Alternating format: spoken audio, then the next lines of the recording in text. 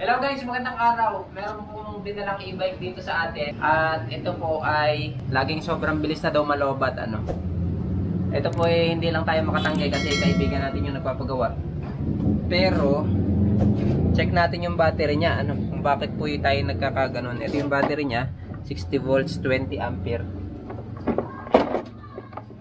Naka-lead acid battery po yan. Parang medyo, hindi ko alam ba't parang amoy sunog pag ino-open. Hindi ko alam kung amoy yun nun. Ito po mga kaibigan. Ito bloated to. Kasi ayan kita nyo naman, kawang. Pag hindi po bloated, ganito po yan. Maganda yung pagkakadikit. Ito kawang. Ayaw na po sila magdikit. Tingnan natin yung voltage. Amoy sunog pati talaga. Ito po ay papalitan po ng lithium. So check natin voltage nitong isa, makikita natin, ayan, 11.2. Itong isa 13.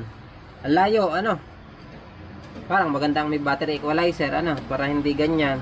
O, dito sa isa 12.9. Ito 13. Itong isa 13.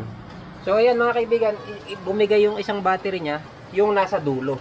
Kasi ito yung parang mas nabubugbog kasi nasa dulo siya. Ito yung papunta sa positive Tapos itong isa naman yung negative. So parang nabugbog tong sang to, siya yung laging unang nalolobat kaya mabilis mamatay yung kanyang e-bike.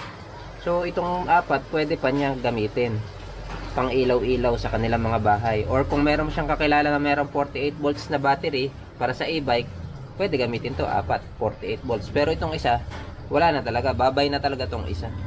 Kasi bagsak na yung voltage niya.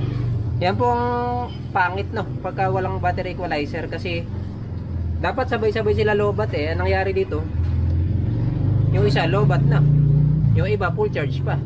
So kaya nangyayari bagsak yung voltage ng ating e-bike, madali mamamatay ang ating e-bike. So yun, isang tip lang po, lagyan po natin ng battery equalizer kung meron po kayong budget para mas matagal po bago masira yung mga lead acid battery po natin. Dito po gagawin po natin to ng LiFePO4 battery or yung ating lithium iron phosphate battery. Lalagyan po natin ito. Ibablog ko rin po kung paano po ako magbubuo uli nito. Meron na po ako dating video nun. So ibablog ko lang po ulit para po doon sa mga hindi pa po nakakapanood ng ganun. Hanggang dito na lang. Please don't forget to like and subscribe. Bye bye!